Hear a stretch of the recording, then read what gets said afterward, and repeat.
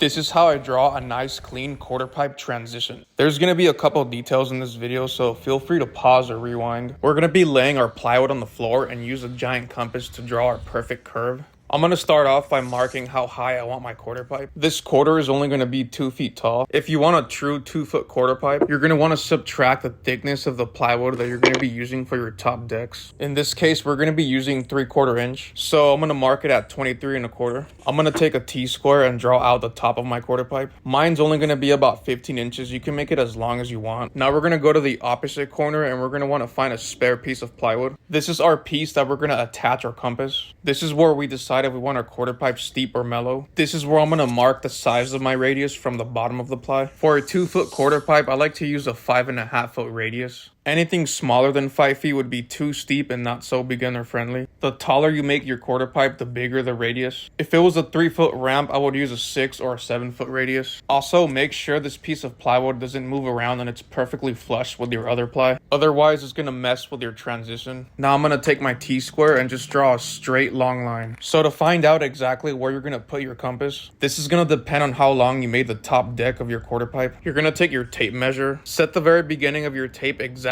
where your top deck ends, and have the other end exactly on the line that you drew. You're going to want to move it into place where it lands exactly on the size of your radius. In this case, it was 5.5 feet at 66 inches. Once both ends are perfectly in place, I'm going to go ahead and mark the spot where I'm going to attach my compass. Mine ended up being 29 inches. It doesn't have to be super exact. I ended up doing 30 inches. I'm going to take my screw and just drill a hole at 30 inches. For your compass, you're going to want to use a straight piece of lumber. I'm going to be using a 1x2. You could even use a 2x4 if you'd like. You're going to take one end of your compass and drill a screw straight through the middle. Once it's sticking out just a little bit, you're going to go ahead and move it into place and lightly drill it in, just enough where it's attached and you can move it around freely. You're going to move your compass exactly where the top of the quarter pipe starts. Oh, and pretend that hole isn't there. Exactly where the edge meets the compass, that's where you're going to stick your pencil. You want to use a drill bit that's exactly the same size as your pencil or Sharpie. That way it fits nice and tight and it's not moving around. One thing I like to check before I start drilling is making sure that the bottom of my quarter pipe is going to be drawn nice and smooth. If your pencil mark ends up looking something like this, it's going to make the bottom of the quarter pipe too sharp. You might have messed up on the radius or placement of the compass. If that's the case, just play around with the pencil mark until you're satisfied with it. Once you've drilled your hole, you're going to stick your pencil or Sharpie in there nice and tight. And this is where the magic happens.